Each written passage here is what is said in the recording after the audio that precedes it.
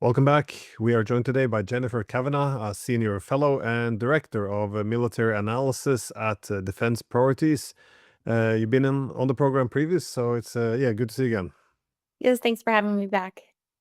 I want to ask you about the stability of the internal politics in Kiev, but first I really wanted to start with a different topic. That is an article you recently published in the New York Times. Because, well, as the world looks towards the horrific wars in Iran and Ukraine, and of course the regions adjacent, um, we also see that the security architecture in East Asia appears to be changing very fast, which is what you wrote about. I was wondering what exactly is happening now in East Asia, because well, the US was supposed to focus primarily on China. This was the pivot to Asia. Not necessarily that that's a good idea, but we kind of lost focus a bit. I was just wondering, how do you see the situation now in East Asia? Well, I think that the Trump administration came in like many administrations saying that they were going to focus on the US-China competition. And actually, Trump was the one who introduced this concept of strategic competition with China into the mainstream DC debate. That was his Trump one policy, was focusing on China. And so I think people expected a continuation of that, and a real effort to pull away from Europe, pull away from the Middle East, and double down on Asia. And that's just not what we've seen. And we've seen very little change in Europe. We are now in a war in the Middle East. And I think we see the consequences of those decisions as well as Trump's approach to allies in Asia. The Trump administration has pulled back from competition on China, looking for a more stable relationship. And that has meant focusing much more on economics than on security. And that has led to things like talking about the G2 and the balance of power, and wanting a decent peace. And this makes allies in the region very nervous, especially combined with Trump's return to real strategic ambiguity over Taiwan, his withholding of the arms sales, and his pressure on allies to keep spending more on defense. So I think that increasingly allies in Asia like Japan and Australia and South Korea are starting to fear U.S. abandonment, and starting to arm and to align with each other much more closely to build the defense cooperation networks that they don't have, so that they could work together more effectively without the United States. Like, this is never going to be in NATO. They're too diverse, they're too far apart. But trying to build some sort of infrastructure to bolster their security. And I think there's two other factors that's driving this. One is obviously, China's increasing assertiveness in its region. In Washington, this is typically described as Chinese aggression. Sometimes I do think it crosses the line into something that does seem to be like intimidating and is military pressure. But I see this as like really not surprising. Like, we should expect a great power like China to be assertive in its home region, just like the United States is assertive in the Western Hemisphere. So we cannot like that behavior, but I don't think that we should expect it. It's not something that I think US policy can change. And then the second factor is the war in the Middle East. And the war in the Middle East has pulled US military power away and distracted the United States diplomatically. Hegseth keeps talking about how the United States is going to stand with Asia, that we're going to do more in Asia than any previous administration has done. But we see the opposite happening. We see the THAAD leaving South Korea. We see the Indo-Pacific Command talking about reducing exercises. So we actually see the opposite. And I think allies in Asia are starting to understand, watching the U.S. military in the Middle East, that the U.S. military power is less than it was in the past. What the U.S. can do is less than it was in the past. And they're responding to this. And to me, this is a really positive trend. I think the U.S. has to pull back. It has to burden shift in Asia, just like everywhere else. So I'm very happy to see allies step up. My only concern is that they focus much more on the defense side and not on the diplomacy side. And countries like Japan are never going to be secure if their model is military competition with China. Yeah, the abandonment. Well, that's become a common theme, I think. As you said, the war against Iran probably increased this concern. That is, I think many probably already had a bit of worry that to what extent would the US be able to have the same security guarantees in a multipolar world as opposed to the unipolar. But of course, as you said, with the THAADs and Patriots pulled out of South Korea, the limited focus, I mean, you have some worries in the Gulf states about the ability to defend. You see this in East Asia. You can also apply to Europe, I guess. That is, as a lot of the weapons is redirected to the Middle East, and also I guess Washington is more open about its disinterest in spending too much of its resources on Europe. You don't hear this about East Asia, but is this a how do you see China being able to, well, and the region adjusting to this reality? Because again, it's not as if as you said, it's not as if the Chinese will then take over the role as a hegemon, but definitely it will be something different. Yeah, well, I a lot of people ask whether the U.S. distraction in Iran will lead China to take advantage of this opportunity to seize Taiwan. I think that's really unlikely. I think what U.S. distraction does do though is open space for China to push harder in the gray zone and normalize sort of a new status quo of what its military will do on a day-to-day basis in the region, including naval patrols and air patrols, and how it interacts with other countries in the region. Because the United States, to be realistic, can't push back that hard on these activities. They cannot have a war right now with China. It's already fighting a war in the Middle East.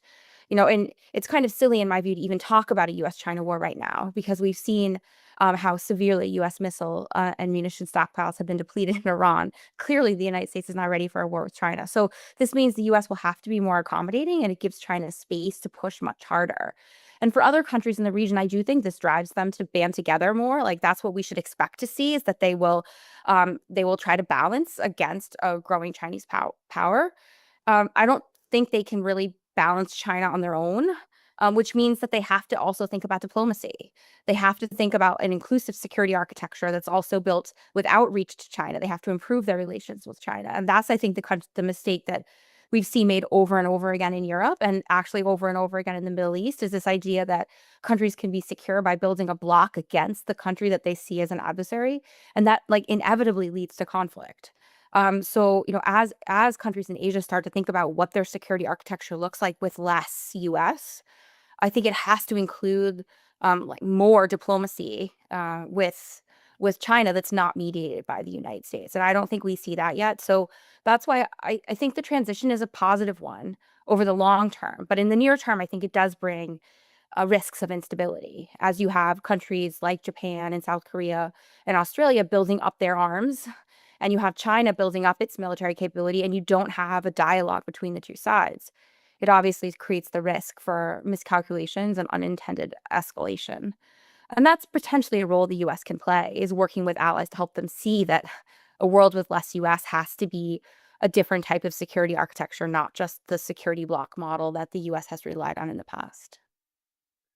Well, I guess it is reasonable, that the countries will seek to defend themselves or build up their military budgets if the security architecture is changing. That is the U.S.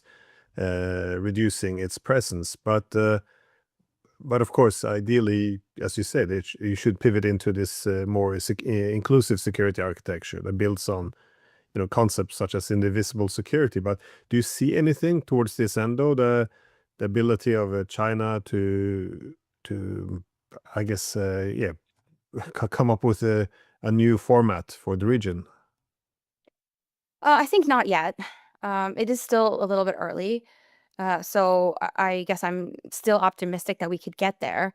I think my biggest worry right now is China-Japan relations, and I actually worry about that more than I worry about Taiwan these days, just because I think the U.S. pullback and Japan's fears about abandonment, and historical grievances between China and Japan, have really fed into a situation that's quite negative. And the attitudes on both sides, both at the political level and in the popular, among the public, are quite negative. Each side reads the other as militarizing, as intending to be aggressive. They have ideas about the other's designs on the region. And I think this is like a very negative trend. Um, I think that it will take time, as the security architecture shifts to to stabilize and to develop into something else. I guess I am concerned about the trends in the sense that I see them moving towards more like a security block model.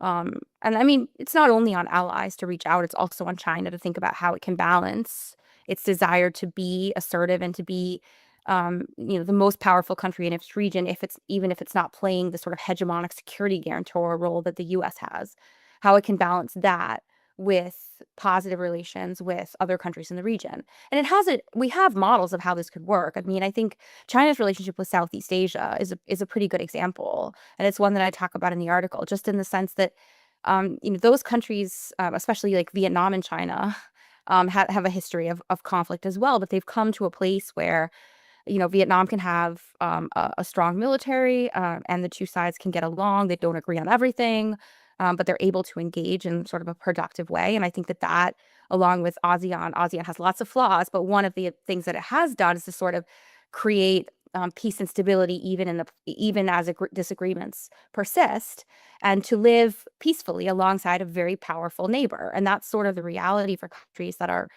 quote unquote middle powers or small powers, is that when you're on the border or near a really powerful uh, country with a huge military, you have to think about how you can defend yourself while also accommodating this really powerful neighbor that you have.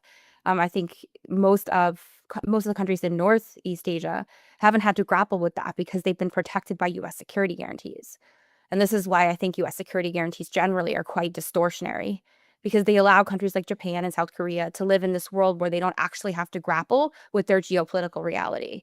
And so, in that sense, a removal of U.S. security guarantees, while destabilizing, could be productive over the long term. Yeah, it's also a well challenge if you're a smaller country, close to the United States, Russia, China, like one of the great powers. Well, historically, you would have some challenges with your sovereignty, but of course, only looking at deterrence, that could be quite dangerous if you only invite conflict. So, well, I guess the American position, I can see why it would be difficult to discuss in the U.S. because the position in Asia, it would reflect the wider position the U.S. takes as the world continues to drift towards multipolarity. But how do you see the Europeans responding to this, though? Because they have a tendency of well, let's say overplaying their card, overplaying their hand, and also they're not quite ready to give up on the 1990s. That is the unipolar moment and their role as the junior partner of the U.S. So how do you see them responding to, for example, the Taiwanese issue? Because if there is if we are to accept a larger role for China in East Asia, it doesn't look like we have much of a choice. Uh, the Taiwanese issue seems to be, this is written in stone. There's no way the Chinese are going to give up the one China policy. So how do you see the Europeans responding to this shifting distribution of power? Well, I mean, I think you're right that the Asia conversation is very unique in Washington, D.C. It's been okay to talk about burden shifting in Europe for a long time. Not always popular, but okay. But talking about burden shifting in Asia, about doing less in Asia, um, is is a new conversation just in the past couple of years. Like, so it is still it's a very different sort of discourse in DC when you talk about Asia. I mean, I guess I see the Europeans as still clinging to the old order and hoping that it can be saved. And I think that you see this in their efforts to do more to outreach to Taiwan. So, it was like maybe in late June, the E3 issued a statement condemning Chinese military activity. And um, to me, this was sort of a signal that they're trying to show the US that they're like, we're supporting you, don't give up. It's the same thing that sort of the Japanese and especially have done, is to try to encourage the US to keep its leadership role, to show that allies are going to do more. Like, you can do this, you can stay. But the reality is that there's not that much the Europeans can do to affect the balance of power in Asia. Like, Asia is important to Europe economically, but militarily, they don't have the power projection capabilities to make a difference. They could provide intelligence support and maybe some types of other combat assistance, military aid, things like that. But um, they're not going to make a difference in any type of war. Like, it would be a fool's errand for the United States to depend on them in some kind of military conflict. I also think that for the Europeans, there's a real ideological angle here, like the idea of sort of defending democracy and kind of global norms, and they see this as an example of the principle of like sovereignty and territorial integrity, and these things are um, very foundational to their worldview in a way that they're increasingly less so in the United States. And I think they see the region kind of through that lens. Um, they have their own problems with China too right now, economically and otherwise, that create challenges for them in terms of how they deal with the region more generally. China is very important to them economically. They see the US pulling away. They have zero ties with Russia. They can't afford to alienate China. So I think they're in a very tricky position in Asia. And I think they've benefited for a long time from being like, the favorite child of the United States. The US hegemony has been very good for Europe. So I think they see any decline in US hegemony, whether that's in Europe specifically or elsewhere, as a quite negative trend to their ability to have relevance. Because without the US, Europe is much less relevant, especially in Asia. Yeah, I often get the impression that Europe's position on be it the Middle East with the war against Iran or East Asia and the conflict with China, that a lot of the position they take is aimed at increasing their own market value for the United States. That is to be seen as a reliant ally, a force amplifier, in order for the US not to abandon them in Europe. And I guess that's a card Trump is able to play quite often. But overall, I think the shift to multipolarity, the Europeans kind of have a dilemma. Either you try to revive the unipolar moment, but then you have to commit to the US and cut yourself off from the Chinese and take a tougher stance, or you adjust to multipolarity, but then you need to diversify your ties and work with other great powers such as China. Again, I don't think the Europeans, because, well, there are too many countries, they have agreed on a position, so they're trying to sit on both chairs at the moment, it seems. So take that tough line against China, but still diversify in the fear that if you can't win over the love of the Americans, we have to prepare for being abandoned anyways. I don't know. It's a bit of strategic vacuum. I'm not sure if you see it the same way. Yeah, I mean, I think Europe's in a very tough position for just the reasons that you articulate. I mean, if we're shifting to a multipolar world, what's Europe's place? Is it hedging between the U.S. and China? Is it becoming its own pole? That seems not impossible, but like a very long way from where it is right now. And if you're going to hedge between the United States and China, like what does that look like? And it's especially complicated in the tech space, I think, because the U.S. and China both want you to pick their technology. The U.S. is going to restrict the technology it offers if you use Chinese technology, but the U.S. technology is expensive, and they're going to kind of extort you as they give it to you.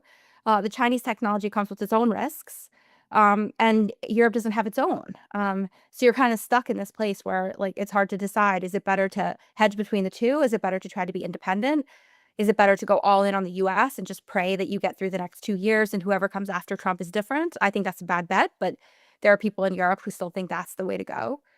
So I think it's like I don't envy. I think Europe is in a very difficult position.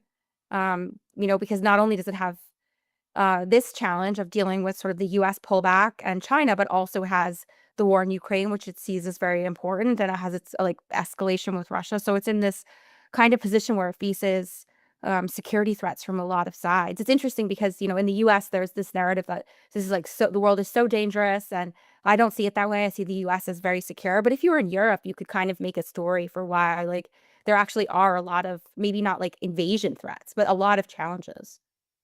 No, indeed. I do think there's a bit of the same dilemma there, though, with the war in Ukraine, because on one hand, the war in Ukraine, if we double down on it, it seems like the objective for many of the European leaders is if we intensify it, then we're able to bring the US, if we can bring the US back into the Ukraine war, that would cement America's position in Europe going forward. On the other hand, as the former head of the German army, Harald Kuyat, suggested 3 years ago, this war, we're destined to lose it. And when we lose it, the US will likely pull back, and then we'll be left all alone facing a very angry Russia. And so kind of we have to choose there as well. Do we adjust to new realities and find a deal with the Russians? Or do we double down on the war and hope that America will, well, essentially we'll go back to some Cold War scenario where the US commits fully to Europe?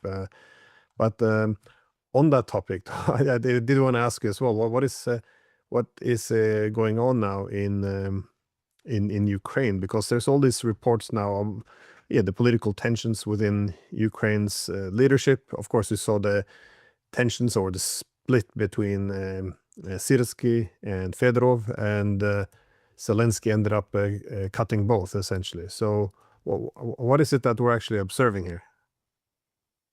Well, I mean, it's always hard to know what's going on in any country's sort of internal politics, but I think to me, I see this as just part of a bigger trend.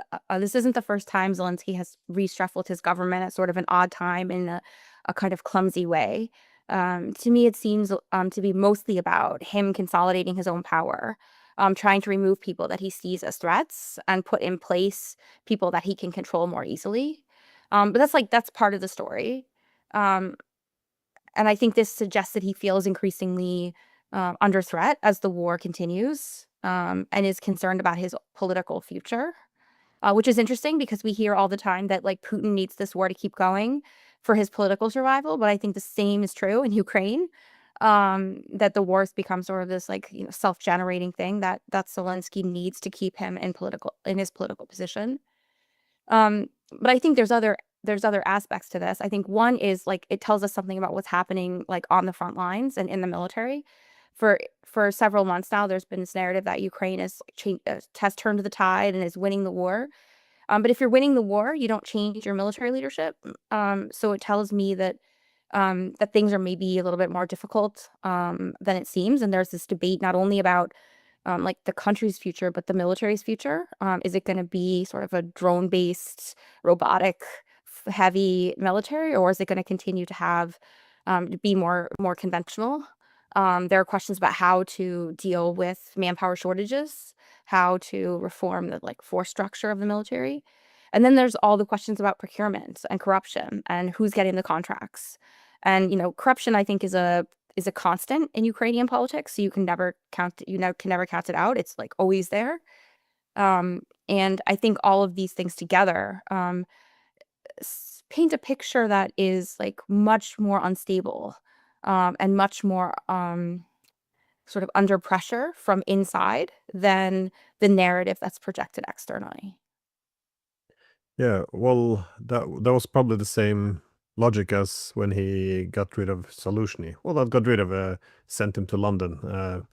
But how stable do you think Zelensky's position is, though? Because he's quite popular in the West. I mean, he's treated like a rock star, especially in the European capitals, but not so much in his own country anymore. He's struggling a bit because of the tolls of the war, and the busification. A lot of these issues are problematic. Do you see, though, also the him getting rid of Fedorov has weakened him more, or has strengthened, because it wasn't a very popular decision? Hmm. Yeah, I mean, I do think overall the episode leaves him looking weaker, for a couple of reasons. I think first because he removed this really popular leader, and it's not really clear why. And now he can't get him to come back into any government position. And then second, because he gave into the public pressure to fire Syrskyi as well, and had to make all these outreaches to Fedorov. Now, the Ukraine supporters would say that this shows Ukraine's democracy at work, that the protesters demanded something, and Zelensky listened to their demands. Um, Maybe. But to me, it seems much more like a leader who's indecisive and doesn't know what he wants and created a mess and had to triage it. Um, and maybe the new leadership and the Ministry of Defense will have new ideas, and the new commander in chief will make positive changes. But I guess I'm not sure, because I see Ukraine as being limited by structural factors more than like individual decisions. Like, no, it doesn't matter who you have leading your military, that there are going to be manpower shortages, and that's like unchangeable and are only going to get worse. It doesn't matter who you put as your prime minister, you're still facing a winter in which you have basically no Patriot missiles, and Russia has doubled its production of ballistic missiles. Like, these are structural factors that you can't change. So it seems like a lot of moving the chairs around to try to make it like he's doing something to improve the situation. But he faces these structural challenges, and personnel decisions aren't going to make a difference in those areas. So ultimately, you change the personalities, but I don't think you change the trajectory. I think it remains to be seen a little bit, like, what happens over the next, like, month or two. Like, how does this new government, like, coalesce? Like, what do they change? Does the popular pressure decrease or increase? But I think Zelensky's political position is probably okay through the rest of this year. I think the question is what happens this winter? Like, how bad is it? And how much, like, social pressure does that create on the government for something different? Yeah, to look, I guess, indecisive, concerned about opposition, authoritarian, but then at the same time showing that if the Ukrainians want any political changes, they need to take to the streets. It's very dangerous a message to send out in a country which is undergoing so much, social stress. But you mentioned all these structural factors which can't be changed. Obviously, the manpower problem is a big problem. They can try to increase their conscription, but that would create even more social tensions and more desertion. I mean, I'm not sure if there's a solution to this. Perhaps the Europeans can start deporting all of these millions of Ukrainian refugees, but it doesn't look like they will be very reliable soldiers either if they has to be forced into the front. But on the ballistic missiles, though, this seems to be something that Zelensky wants to counter. That is, he just met now with Trump in Washington, and apparently, well, from what I see in the media, Zelensky had requested a meeting with Elon Musk because he wanted to use or expand the use of Starlink to also strike Russia's ballistic missiles. But apparently, Musk even declined a meeting with Zelensky. How do you see the plans of Zelensky to start go after the ballistic missiles of Russia and possibly increase his own air defense system? Well, I mean, I think there's a number of air defense issues here. I think first, there's the question of the Patriot licenses. I think this was always something that seemed really unrealistic to me, just because Patriot missiles are one of the most sensitive technologies the U.S. has, and I just can't imagine that Ukraine's security systems are up to par to be able to safely take this information, or that Ukraine's manufacturers could produce the systems, or that U.S. companies were going to invest in factories in Ukraine in the middle of a war. I think we've already seen this run into several roadblocks, including the president saying just today and that they were still looking at this. Like, he hadn't made any decisions, so we've kind of already backtracked on that. I think that's to be expected. In any case, getting Patriot licenses wouldn't help Ukraine in the near term. It's like it would take 5 years, maybe more, to get that up and running. Now they have their own air defense system that they've been talking about. Um, they're hopeful, according to reports, that this will be sort of ready by the end of this year, beginning of 2027. It seems very unrealistic to me, looking at the details of the system. It's pretty complex. Like, the actual, like, launcher and missiles aren't that complex, but in order to work, it has to be paired with a lot of foreign technology, and getting all those things to work together and talk to each other is going to be quite hard. So I think we're at least a year, maybe more, away from having that.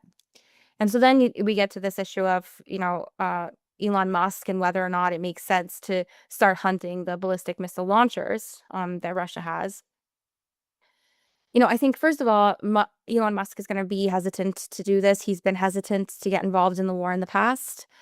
He's made comments about, like, this isn't like this is a commercial technology. He didn't want to be making decisions about war. I think he'd probably also have to coordinate with President Trump, and Trump's comments about the Patriot missiles was like, "We want peace, not more missiles."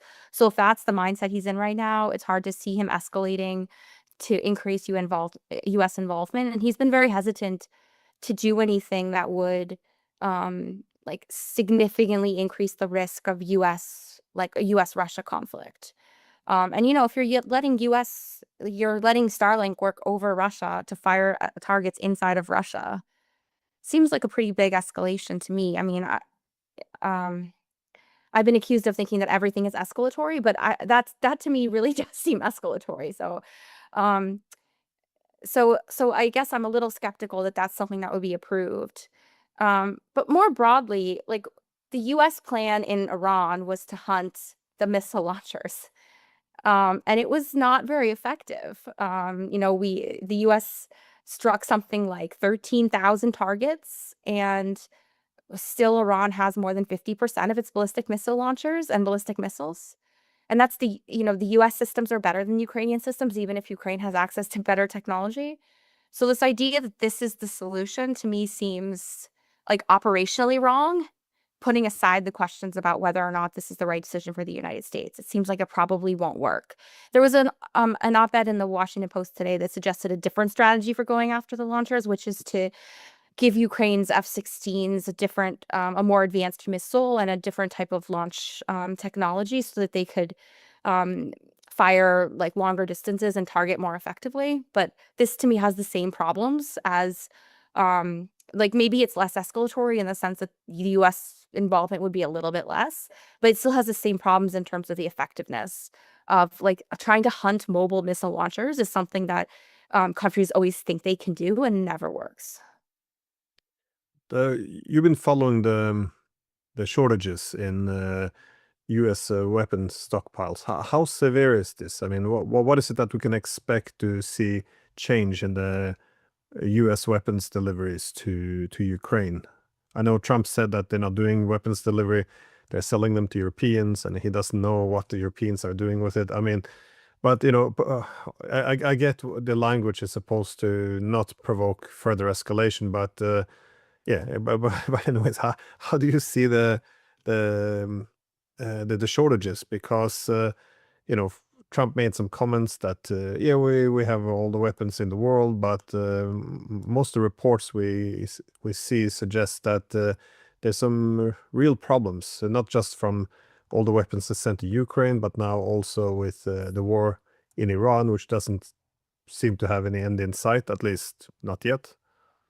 Yeah, I mean, this is a sort of complex question, and the administration's narrative has been like very confusing because on the one hand, they tell us that there's no problem, we have all the missiles we need, but then we see the budget requests, which are enormous, and they're talking about missile replenishment. So if we have all the missiles we need, like why do we need a 1.5 trillion defense budget? That's the question I always ask.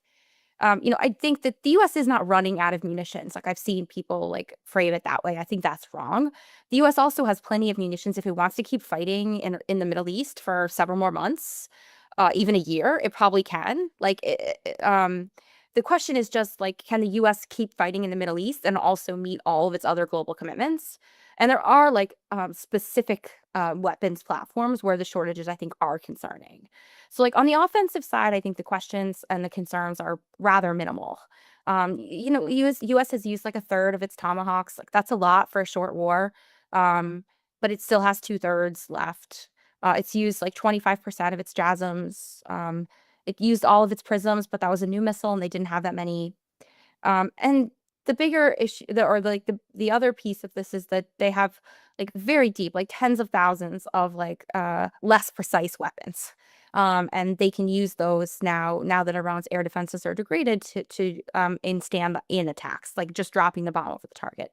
So on the offensive side, I think the limits are quite narrow, but the US isn't providing those weapons to Ukraine. So it's sort of irrelevant to the Ukraine question. On the defensive side, I think the questions are and the concerns are much more real. And I think there's two platforms that everyone talk about, which are the most important because they are the best ballistic missile interceptors, the Patriot and the THAAD. And I think the latest data or the latest estimates are that the US has used about 60% of its stockpiles of both of those. And that's a lot for a war that lasted only 6 weeks to go through like 60% of your stockpiles is very alarming. And so that means that the US has something like 800 Patriot missiles left in its stockpile. And we hear Zelensky saying that he wants like 300 for the winter. I mean, that's like half of what the US has left. It's like just not possible. Production is only 600 per year. We have like 250 THAADs left according to estimates. Like these are just rough numbers. They're done by like trying to estimate how many are used and how many US has. The actual numbers are classified. But I think what this says is that like going into it in terms of like what Ukraine actually needs from the US right now, the like ballistic missile interceptors is like the number one thing. Like they don't need a lot of other stuff from the US. They can get it from the Europeans or they can produce something similar themselves. But when it comes to air defense, they are still very dependent on the United States. The European systems just aren't as good for intercepting ballistic missiles. And the reality is that there just isn't a lot of stock to give Ukraine. Does that mean that they'll get none? Probably not. But does that mean that they're going to get like a lot? No, it's probably like in the dozens, like less than 100 for sure over the course of an entire winter. And if Russia's firing, 50 ballistic missiles per attack, and there's 2 attacks per week, like that lasts you 1 week. So I think that's where the shortage is really most severe and where I think Ukraine will feel it the most. Now, other countries will feel other things. Like Japan will feel the Tomahawks because they're waiting for US Tomahawks and the US isn't going to sell them until they replenish the stockpile. So other countries maybe experience these effects in different ways, but for Ukraine, that's the biggest issue. How much would be required, though? I mean, on the whole narrative of Ukraine is turning the tide. I spoke to George Beebe, the former CIA director for Russia analysis, and he was essentially he dismissed the whole thing as NATO war propaganda. That there's no tide being turned at all. But how much does Russia actually lead or dominate on the battlefield in terms of what actually is required if one actually wanted to turn the tide? For Ukraine to turn the tide? Yeah. I mean, I agree mostly with George that like there's been no tide turned. I think the war feels different because Ukraine's long range strike attacks have been quite effective at hitting high profile targets and causing disruption inside of Russia. So like, and people see that. But I think it's also true that like every time Ukraine has any sort of success, it's amplified. And any time that any positive news for Russia is dismissed as like or not covered. So in the West, the coverage is very skewed. But I think like what's the real story is sort of now what's happening. I guess 2 things. First is that um, Russia still just has a significant advantage in the in the air domain because Ukraine doesn't have air defense and or that much air defense, and Russia has the ability to produce like hundreds of ballistic missiles. So like that is a real deficit for Ukraine, and the only way they could counter that is to have hundreds of air defense missiles or some kind of very superhuman effective strategy for taking out missile launchers or both. Now, those things are possible over the medium term, but probably not in the short term, which is when Ukraine needs them.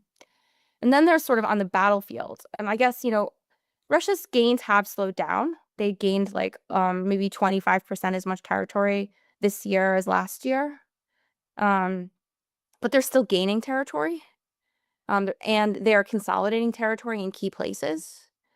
And at some point you'll reach like a tipping point in the sense that not necessarily that Ukraine's lines collapse. Like I think that's less likely now that they've been able to use defenses like mines and expand the kill zone and use drones. So I don't worry about the lines collapsing, but I do think that if Russia's able to consolidate its territorial gains a certain amount and get closer to it will have an advantage and it will be quite easy for them to take, or easier for them to take Kramatorsk and Sloviansk. And after that, they will have controlled most of the fortress belt cities. And that will make taking the rest of Donbass something that's achievable. Now, like that's not achievable in this year, but it maybe not even in 2027, but it's achievable over like, maybe 18 months. If Ukraine wants to be able to counter this, they need to be able to like basically freeze the front line. They would need like drones isn't going to do it. You need more personnel, and they don't have personnel. And this is one of the gaps, I think, in Fedorov's strategy is that, yes, drones can do a lot, but they aren't the answer to everything. You can't fight this type of war and hold territory with a robot army. You actually need people. And so I think that's sort of the gap. So I guess this is why I say I see Ukraine's problems as sort of structural. You need more people, and you need some kind of collapse on the Russian side, which seems kind of unlikely because Russia could still mobilize again, in which case that would pose like really significant challenges for Ukraine. And I guess final point is that I think you see evidence in Russia's ability now to sort of stabilize this like mid-range area, stabilize their logistics, stabilize things in Crimea, as evidence that they're already adapting to some of the things that have made Ukraine successful. So this idea that Ukraine has turned the tide, maybe they've gotten momentum, but we already see Russia sort of adapting to it. And we've seen in this war the momentum shift back and forth like multiple times. So I would expect that it's not too long before the momentum shifts back in Russia's favor, which is why I think this sort of triumphant narrative is quite damaging. Yeah. Well, this is very common in war, though, that is to exaggerate the successes of your own side or here the Ukrainian side while ignoring the Russian successes. But we also saw the champagne corks being popped across European capitals when Ukraine was hitting all these Russian ships in the Sea of Azov and along the Black Sea coast. But then, of course, the Russian retaliation came and, well, essentially bombing all the ships, the ports all along the Black Sea coast. This is something in this scale they haven't done before, and effectively making Ukraine now a landlocked country if they continue along this path. How severe do you see this in terms of impacting, the logistics? Because this is, this is economic, it's military, supply lines. So how much do you think this might affect Ukraine? I mean, I think it could have a big economic impact. Like if they're able to totally sort of blockade these ports, it will have an effect on logistics. It will cut them off from any sort of like sea commerce. It could affect their grain exports. Um, so I mean, I think it could have a big impact. Um, I guess we haven't seen like all that much news about like the effect that it's having, other than that it's sort of cut off a lot of commerce in and out. Um, but to me, it seems like a big deal. Uh, so I guess I'm still sort of like waiting to see what happens. Now, Ukraine does have the advantage of like it's not its only. It has alternative routes, right? Like it can use land routes. It's survived, periods of the war where it wasn't able to use the sea. Um, so I think it has maybe a little bit of a buffer. But again, as we get like further into the fall and closer to the winter, I think it matters a lot more. Um, so I do think it's a big deal. But I think I'm sort of like undecided on how big a deal because I haven't seen a lot of like still trying to suss out like what the effects are.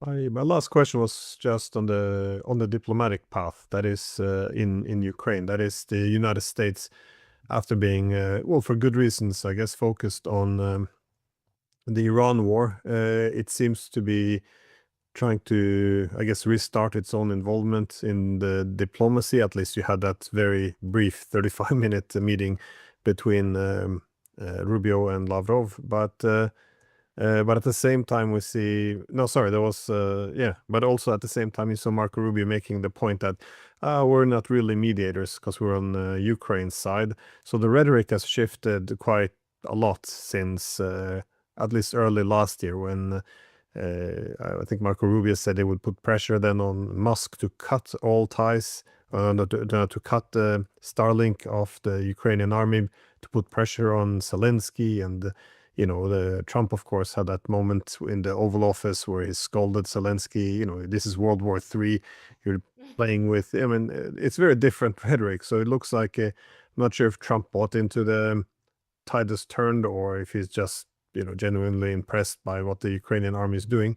But either way, the U.S. seems to be now leaning more towards Kiev, and at the same time also getting seemingly deepening or restarting some of the diplomatic efforts. How do you read this situation? Is it I mean, is it genuine? Is there any possible pathway? Because on top of the whole thing, it doesn't look. The Russians seem to have looked towards the Iranian experience and now have even less faith in any diplomacy. Yeah, I mean, I wouldn't say that the Trump administration has like shifted necessarily to be more pro Kiev. I think I agree though that the narrative has shifted. I think that that's true for a couple of reasons. I mean, I think the administration is frustrated with the Russian side. They were hoping that they could get like more concessions. They face a lot of pressure from Europe and from the Congress to be sort of tough on Russia.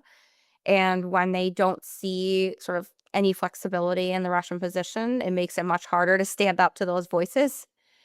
And I think there are influential people around the administration and in the administration who have decided that the best way to get a deal is to increase pressure. And I think that's why you see um, increased contacts between the U.S. and Ukraine, increased intelligence sharing, and then the progress of this sanctions bill. Like, is this idea that if we can increase pressure, we can force Putin to be more conciliatory. There was a quote from an administration official in an article that said like they were hoping for like a more consistent Putin, which made no sense to me because I think Putin has been quite consistent in his position. But in any case, like they're hoping to influence his calculus here. And I think that's sort of the approach they're taking right now. I think it is a little bit problematic to say that you're on Kyiv's side and then try to serve as a mediator. Like that's a problem. It probably won't affect the US acting as a mediator because there's really no one else to do it, especially because both Ukraine and Russia want things from the United States. So if the US isn't involved, I see a deal as much less likely. I guess I'm not sure about how serious the effort toward diplomacy is. I mean, I think there is an effort to reset diplomacy. And I think you saw that from Rubio basically saying, like, the Anchorage framework isn't going to work. Like, this Kyiv didn't like it, and we're starting over.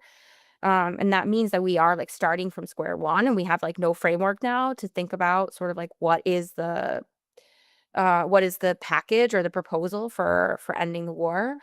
Since the Anchorage framework isn't going anywhere, maybe that's not a bad thing. But it is sort of like we spent a year on this and now we're back to where we were.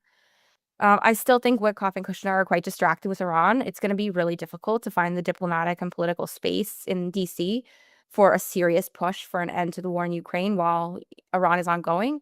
And my assessment is that we're going to be in this cycle of like bombing talks, at least through the end of the year, which means that kind of then we're in the winter and Russia has no incentive to kind of negotiate until the winter is over.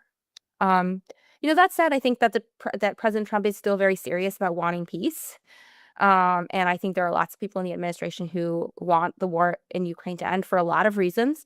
Not only because it's like a horrific war, but also because it's a drain on U.S. military stockpiles. Even if the U.S. isn't giving weapons away, they're still selling them. And there's a lot of other things they want to focus on, rebalancing posture in Europe. I think they hope for a better relationship with Russia. They just don't feel like they can move forward on it till the war ends. So I think there's still the appetite for diplomacy, and there's still like people who are behind the scenes, like trying to get things in place for like a renewed push. But I guess I'm still pessimistic that like the fall is when that push is going to happen. And I mean, I personally think that's unfortunate. I think it would be better if the war ended sooner for everyone, rather than continuing on. But at least for right now, the administration's approach seems to be pressure, like put things in place for diplomacy, but not all that much progress towards real talks. And I think the U.S. is going to have to be the one to make the move. Like, it's not going to be the Russian side coming and saying, let's have a trilateral meeting. It has to be the U.S. side that pushes and gets everyone to the table. So I think everyone's kind of just waiting for the right moment and the right framework to push this forward. Sorry, let me ask one last question. How is the strategy of just let's put some more pressure on Russia and then they will make more concessions? To what extent could this backfire though? Because if I was Russian or sitting in the Kremlin and I'm watching NATO countries deepen their involvement in this war, in, for example, the format of assisting deep strikes inside Russia, I would perhaps reach the conclusion that we would require more Ukrainian territories as buffers, or at least to make sure they won't fall in the hands of NATO in the future, or at least make a big enough mess in Ukraine so it can't be a reliable, frontline state against Russia in the future. I mean, I guess, yeah, that escalation, can I not push the Russians the other way, that it's well, essentially will need to harden its position because, and also on another, if you're in Russian and you think that NATO is fighting with Ukrainians, I would think why would you would have to increase your demands over time. Otherwise, if the NATO countries in Ukraine can get the same deal in 6 months as they get today, then where's the incentive for NATO to strike a deal today? So essentially, you have to. I guess the consistent thing in Russia is that they will consistently change the deal in terms of hardening its position over time. Because if they're softening their position, they're only incentivizing NATO to essentially prolong a war where they don't have that much skin in the game. Yeah, I mean, I think we already kind of see that. I think we already see the Russian side being disillusioned with the idea of a deal, of thinking that the United States can't deliver the deal they were hoping for, and that isn't going to cut off aid to Ukraine, and instead is increasing aid to Ukraine. And that fuels this narrative that this is a war against NATO, which hardens the position and gets more support for the war. Because the war in Ukraine might not be that, that motivating, but a war against NATO, like, that's sort of like this historic battle between the West and Russia. So, I think it's kind of counterproductive. I think it also, if if you look historically at how Russia has responded to cases where it feels pushed into a corner, it's usually by escalation, not by making concessions. And so then the question is, does this raise the risk of sort of Russian hybrid activity in Europe, or increased attacks on Ukraine? I think it does sort of harden the demands, makes it seem like there's no point in negotiating because you're not going to get a deal that's like acceptable. And I also think like the increasing integration of Europe and Ukraine, and even NATO and Ukraine, is um, creates a challenge for what a deal would look like. If Ukraine becomes too closely tied into NATO, is even saying Ukraine won't be in NATO enough? If it's sort of like de facto integrated into NATO's planning and intelligence and all of that, I think it complicates like the outcome. So I think there are a lot of ways in which this like pressure of Russia strategy actually backfires against a deal, because it suggests the West isn't really serious about diplomacy, and has a whole range of other second order effects that are quite negative. Not to mention like the sanctions and tariffs bill. Um, we've in the United States for the past like 18 months, we've been talking about how tariffs are paid by American people and tariffs are bad. And now Congress is passing a bill that allows the president to tariff more. It seems like now the American people are going to be paying. It's not punishing Russia, it's punishing the American people. So it's just all these contradictory narratives. I think that the conflict is widening, like geographically a little bit, but in terms of like how it's bleeding out into like other aspects of economic warfare and intelligence sharing, I think that is definitely happening in ways that are counterproductive to peace and stability after the war ends. Yeah, because I saw the Europeans, if I'm not mistaken, want to assist Ukraine in developing this air defense system, the Freya, and this would link Ukrainian military closer to the Europeans.